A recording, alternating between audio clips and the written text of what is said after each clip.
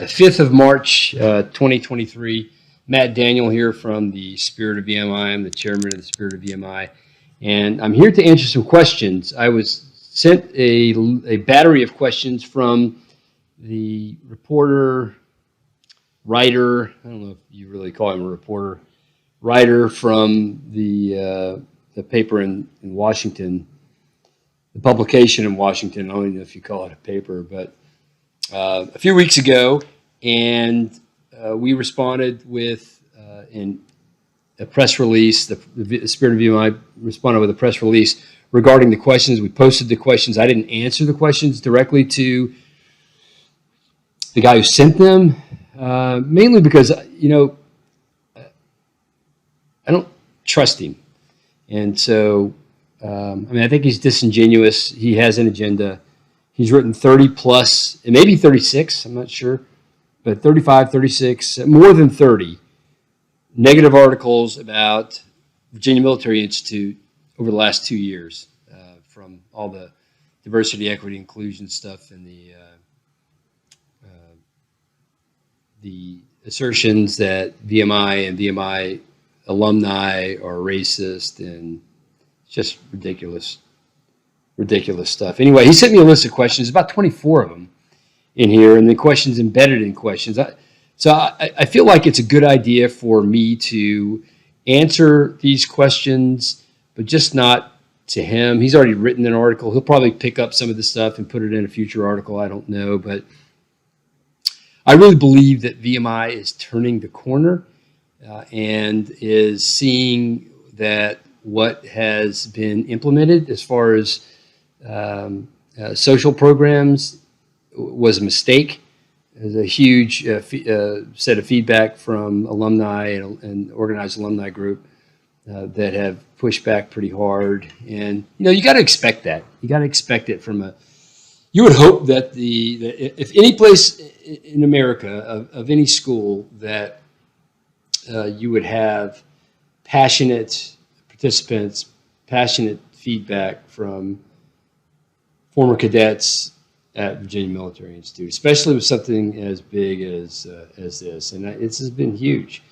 So hopefully we're on the road to recovery, and I believe that we are, and I have no reason to believe that we're not, and we're fully supportive of that recovery. And so anyway, part of that I think would be to do the supporters and or followers of the Spirit of VMI Political Action Committee a solid, and to give you some answers to the questions that the guy sent me. So again, about 25 of them, and I'm just going to read part of them. Some of them I won't answer because I don't think they're fair questions, and I think that they're baiting. Some of them I will, but I'll try not to go into too much detail in any of them, because a lot of them don't deserve any detail at all. Okay, so number one was, you formed the PAC to help VMI. How do you think the group has aided the school so far? Simply, I think we've done a really good job of slowing the assault down, maybe down to a trickle, especially from external agencies. And a lot of that had to do with the work we did in the first year, which was to flip the House of Delegates into, or we didn't do it, we helped to do it, help the executive branch in Virginia, as well with Governor Youngkin and that executive branch crew with Winsome Sears and Jason Miyares as well. But really, I think that we have helped to bring awareness to the assault that had come, and bring awareness to some of the harmful and divisive philosophies and ideologies that were starting to be sort of injected into the school, and at the very least have slowed those down, and I think they may be on the retreat now. Okay, number two. This is a baiting question. You're very supportive in your class notes of the superintendent. Why do you believe the enrollment crisis is General Wynn's fault? Never said it was his fault. Never said it was a fault of any one thing in particular, but it certainly is an issue. I'm not going to go on to answer most of this question because it's baiting, and it's trying to bait me against my classmate, and it's trying to bait the Spirit of VMI against VMI itself, and not going to do it. Number 3, do you think that General Wins should stay on as superintendent? Or he just calls him Wins. Do you think Wins? See, what kind of respect does this joker have who sent these questions to me? And I again, that's a baiting question. It's not in my swim lane to determine who the superintendent is. So as long as the superintendent's doing his job, her job, whatever, and the BOV thinks that is the case, then that's up to them on who and when and how and all that stuff. Okay, number 4, Wins, again, Wins, instead of General Wins, has made diversity, equity, and inclusion a hallmark. Why do I think it's wrong? Encapsulating the question, shortening the question. Why do I think it's harmful to the cadets at VMI? VMI has innate and organic to them diversity and inclusion due to the rat line, due to the class system. We're jammed in one spot and we're forced to work together. As far as numbers of minorities versus numbers of whites and different types of whites and different types of minorities, it's all over the map. And it fluctuates year to year on how many of each that they admit. In the past, admissions has been relatively rigorous. I mean, it's not MIT or Harvard, but has been relatively rigorous. Last year, my understanding is it was not. And I'm hoping we can get back to the time and place. And I think we are on the road to doing that, where it's as rigorous an admissions process, application admissions process, and as rigorous a rat line and crucible as it ever has been in the past. Another baiting question, but number 5. Have you attended any DEI training sessions? And then it asked a bunch of other questions after it. No, I haven't. Number 6, on October 7th, the speaker, Kimberly Dark, which was, I guess, the inspiration of a cartoon, and that I'm quoted as calling her garbage, or talk garbage. Yeah, I did listen to the talk, and honestly, I think it was garbage. She was reading off the script, and she was paid however much she was paid to come and speak, and it was unprofessional. Where she comes from, and where, as far as her philosophy about life, I mean, everybody can have their own philosophy. It doesn't mean they have to be invited to come speak at a college to talk about it.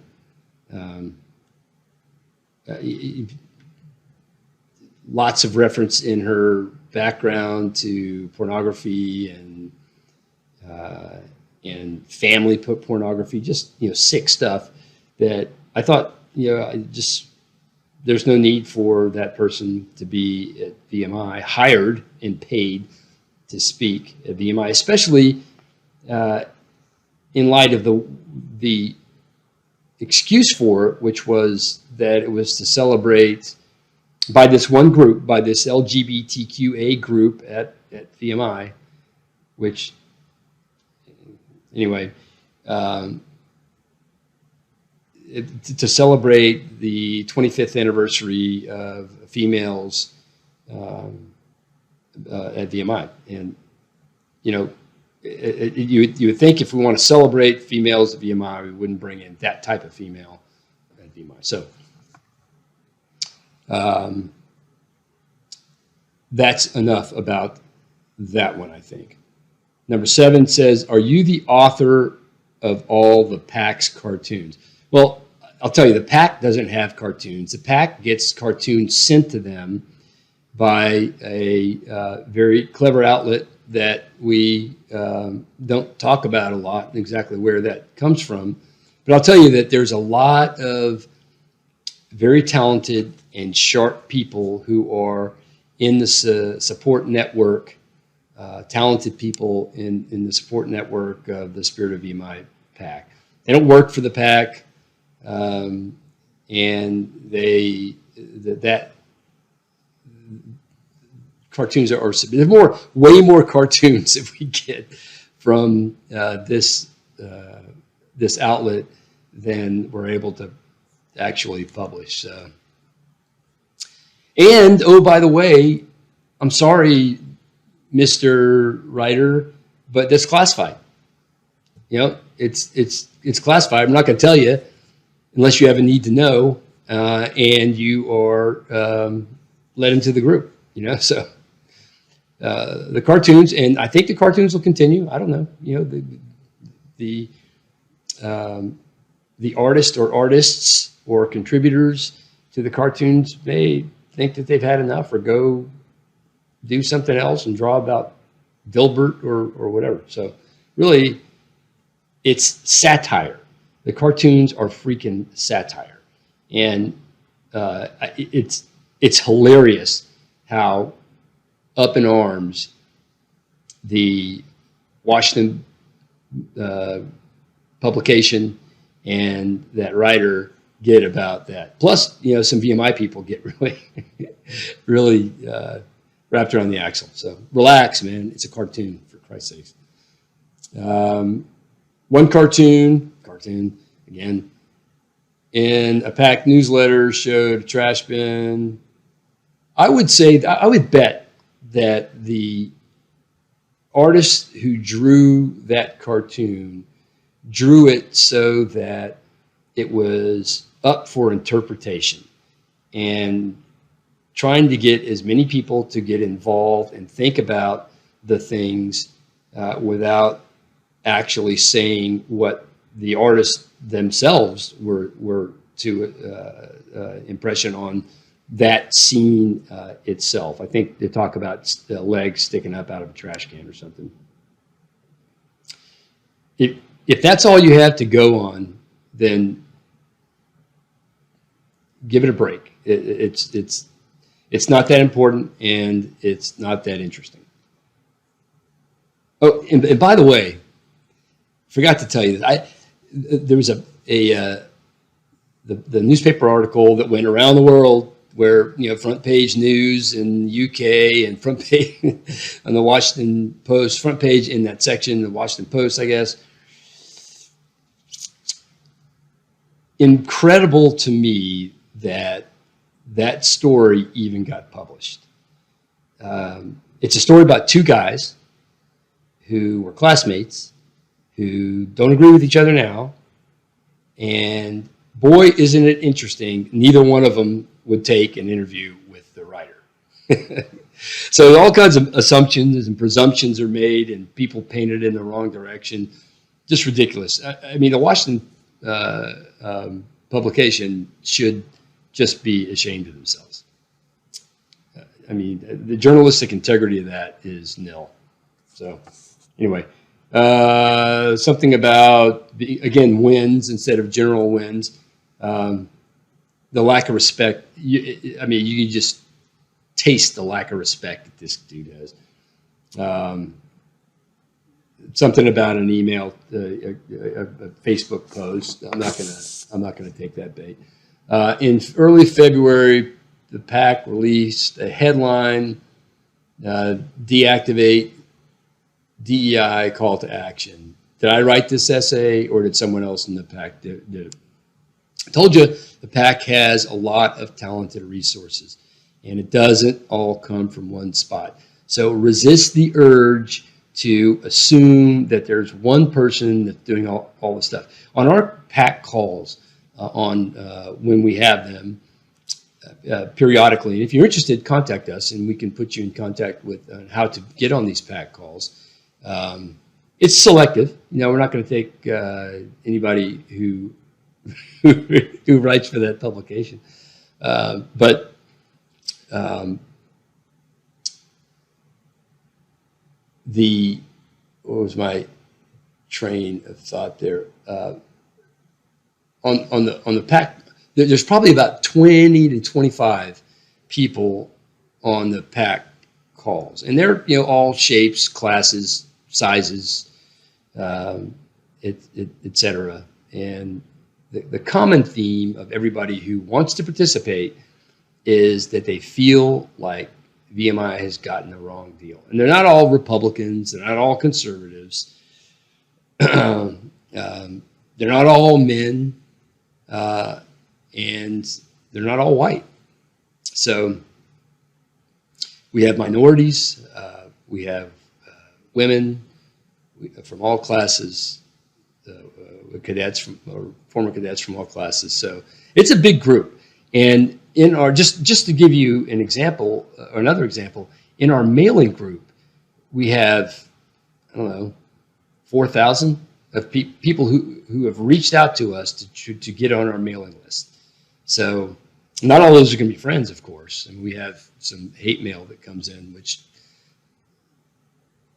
sometimes is disturbing, but sometimes it's kind of funny. Anyway, so call to action, did you write this? So did I write it personally?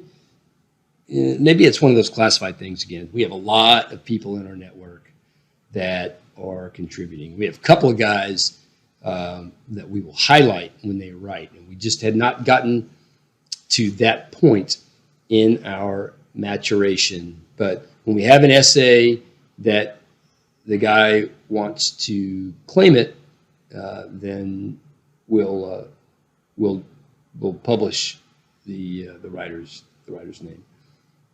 You said at a PAC meeting at a Richmond brewery, I love breweries, that the PAC has met with the governor, blah, blah.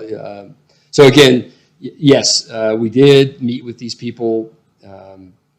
The discussions that we had were confidential and are not going to be shared with the Washington publication guy or anybody who is not a member or friend of the PAC. Let me see here. I watched the PAC's meeting on YouTube from the brewery in Richmond. It was live stream. We downloaded the meeting. If I remember, so basically this gets to, did you erase it from YouTube? And first of all, who cares, right? But honestly, I don't know if we erased it. And who did it? I don't know that answer too. I didn't even know that it actually made it up. I know we tried to live stream it. My understanding was that the quality of the video was so poor that it was unrecognizable what was going on and hard to hear. So if it was actually put up and then removed, it was probably because the quality of the content or the quality of the video, not because of anything that we said. I stand by everything I said. To be really frank, I don't remember everything I said, but I'm sure it was brilliant. In 2014, when Ferguson, Missouri, the unrest broke out, did you make these horrible statements? And I honestly, I'm not on Facebook really these days. It's been a couple of years since I've spent any appreciable time on Facebook. Did I say these things? I don't remember if I did. It sounds like what I felt like, so maybe I did. And what do I think about it? Do I stand by those words?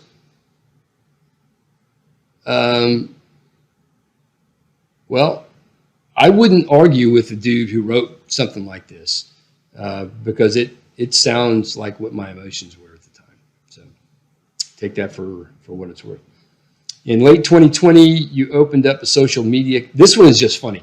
You opened up a social media account under the username Eggboy Rises on Gab.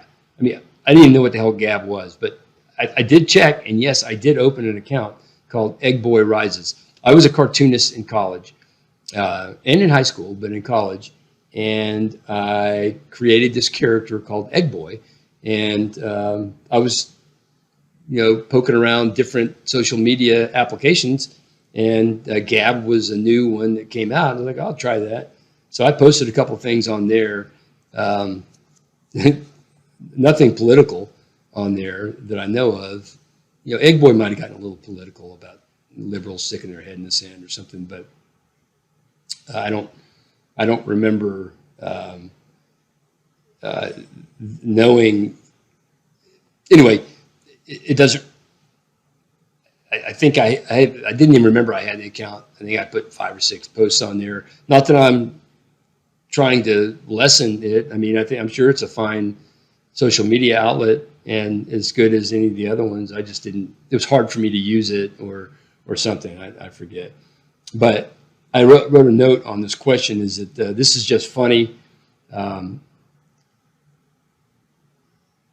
You leak information.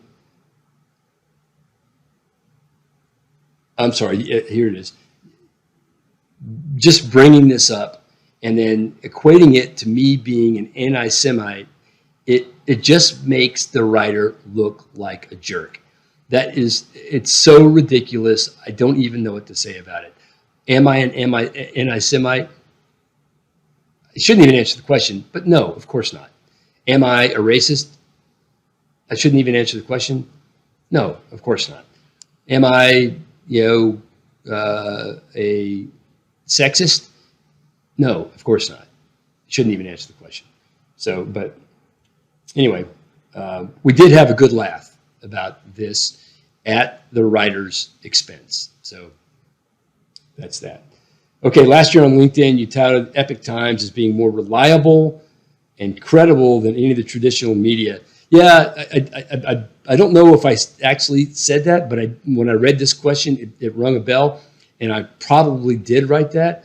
I just find it really ironic that a writer from that Washington publication is asked me about how the Epoch Times, calling it a less than credible outlet. I mean, just listen to what you're saying. The irony is thick. The stories that you or that the Washington newspaper has produced are fantastic, like fantastical. So, yeah, I mainly because of those stories and some other bullshit, pardon me, that they have published, make it easily less credible than the Epoch Times. I like the Epoch Times, and I think they actually published some good stuff. So, but yeah, I stand by that. If I actually said it, I stand by that as the Epoch Times being more reliable, credible than the Washington publication. Okay. Number 16, on LinkedIn, you wrote, liberals have imbued, blah, blah, blah. Can you elaborate what you mean? That's a toxic waste and fabricated storyline, a systemic racial bias, engineered history, and perverted, disgusting sexual hogwash. Wow. Sounds like William F. Buckley. That sounds pretty good. Did I write it? I don't remember. I might have. And what do I have to say? Can I elaborate what you meant? I think if I wrote that, it's pretty clear what I meant. So, number 17, last year you said on LinkedIn that the biggest threat mankind faces today are overreaching governments.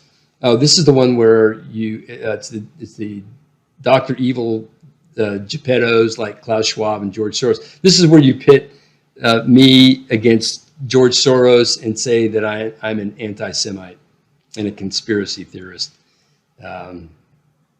That's just ridiculous. That's stupid. 18. How do you believe your social media history, and presence on Gab impacts your credibility. Okay, presence on Gab, I think it has zero impact on my credibility.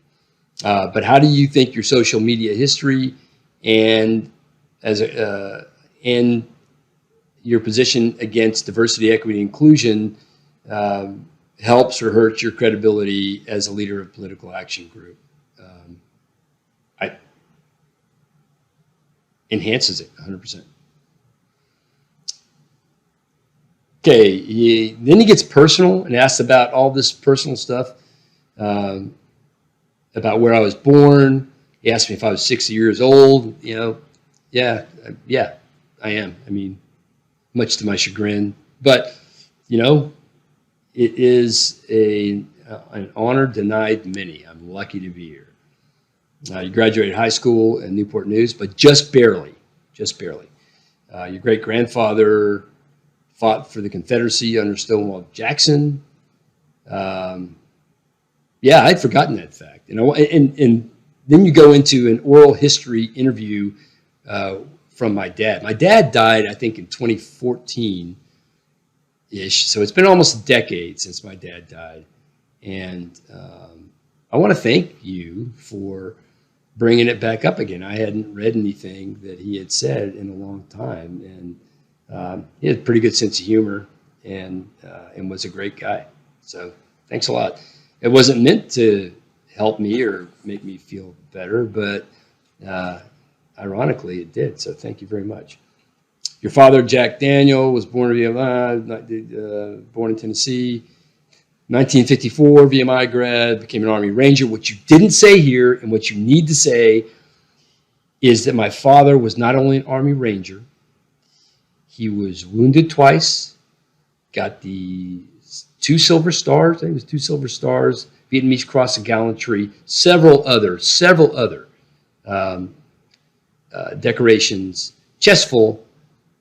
He was a hero. He was also inducted in 1999 in the U.S. Army Ranger Hall of Fame. So you need to have a little respect. Okay, I had an older brother that graduated VMI in, and another one, yep. So I have 2 older brothers that graduated from VMI. My dad graduated from VMI.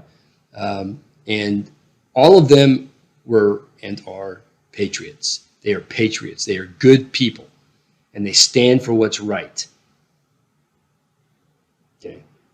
I don't know if I should put more emphasis on it than that. At VMI, you were the cartoonist and humor editor of the student newspaper. I look at some of those newspapers and some of the cartoons and I cringe. I really wasn't very good. I've gotten a lot better. But if you look at some of the Egg Boy stuff, I really like it. But I don't do it enough. But I really like it. Okay, I ran track and I served as a class historian. Yes, I did. Unless you're from VMI, you don't know what that means. But I did it for all 4 years because you get elected in your first, at the end of your first year, maybe the beginning of your second year. I think it's the end of your first year, and it's a 4-year term. So it wasn't really all 4 years. It's like 3 years and change. I joined the Pramaji Club in my senior year. Yeah, I did. We didn't do a lot back then. It wasn't as much of an activist group as it is right now. But I did. And because so many of my friends were in it. You follow up with a question about me having friends who were black guys on the track team. I had some friends. All of them were my friends. They were my brothers. All of them. I don't know what to tell you. And I'll tell you what, you ought to talk to Coach Wade Williams. He has probably had, other than my father, has had the most impact on me than any other man in my life. And it was in formative years where I was learning what leadership looked like. And he was a great coach, and I think he was a better leader than he was a coach, and he was a great coach. And he is still a great leader today. And so you know, if you, Mr. Washington reporter guy, want to know more about me, then ask Coach Williams. And I'm not sure what he'll tell you, though. We'll see. After graduation, I joined the Marine Corps, became a fighter pilot, hoorah, received blah, blah, yeah, stayed in the reserves, yeah. If you say so, that's what I did. Yep, I did it. I would do it again. Because those were fantastic days and some of the funnest days of my life. I served as a class agent for several years, writing a column. Yeah, I did that. I think it was 10 years, something like that. You left the job because you felt like you were not acting fairly by holding the role of class agent and the pack chair. Not exactly accurate. I left the role because I felt like I might not be able to maintain a fair attitude. And I've been doing it for 10 years. So I wrote those in my last note saying, hey, dudes, thank you for the last decade or so. And I'm going to give this up to somebody else who's going to do a real good job. And mostly it's because, and mostly it's because I'm not sure that one thing is not going to bleed into another. And I need to be fair to everybody. So instead of, washing you all with, or the entire class with notes of what's going on as a result of pack activity or whatever, it just didn't seem right. And I had a guy who wanted to do it, so okay, it was great. In a pack webinar from early 2021, you stated right away that the group was opposed to racism, discrimination. You told supporters that the issue with equity, not diversity and inclusion. You said, yeah, because equity is engineered outcomes. Yeah. You said equity was linked to Marxist philosophies and critical race theory. Is there anything you'd like to add to those comments? Nope. That's probably pretty good. For the article, I use quotes from an interview you gave me back in 2021. I haven't used yet. You're recording all these discussions, aren't you? Well, from now on, I'll be recording any discussions I have with any reporter. So, and I may not tell them, but I will be. Is there anything you'd like to add?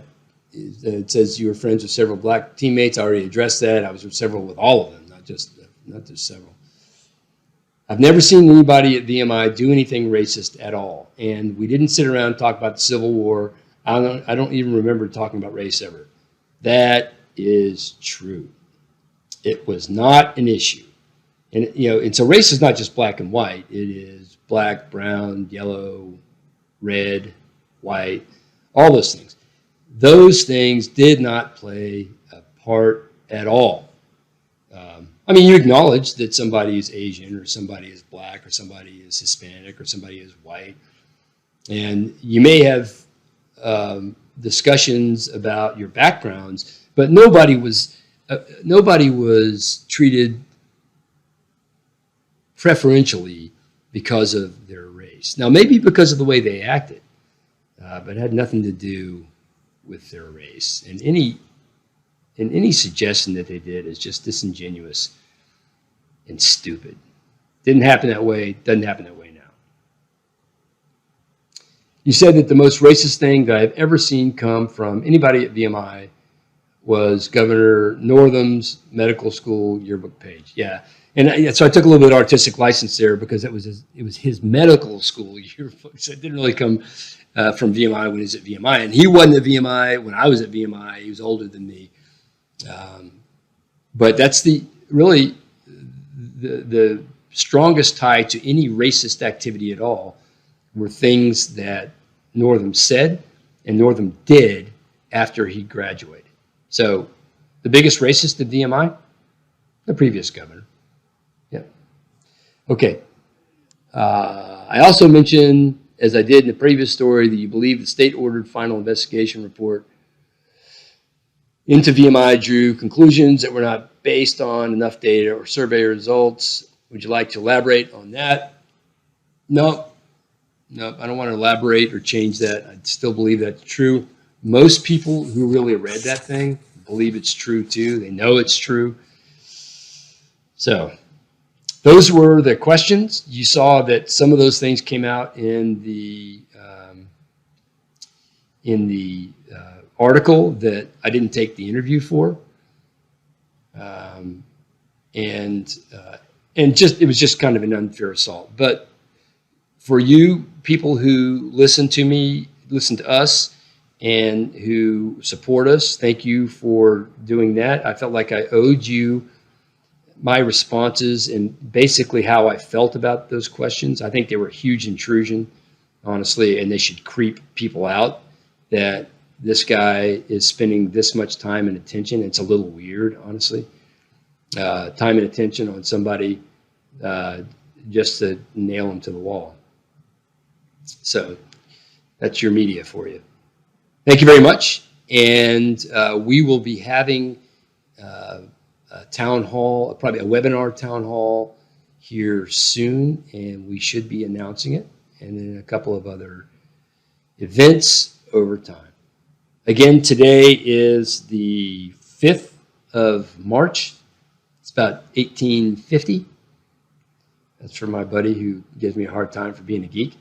1850 in the evening on the East Coast. And look forward to talking with you when you want to talk. Have a great night.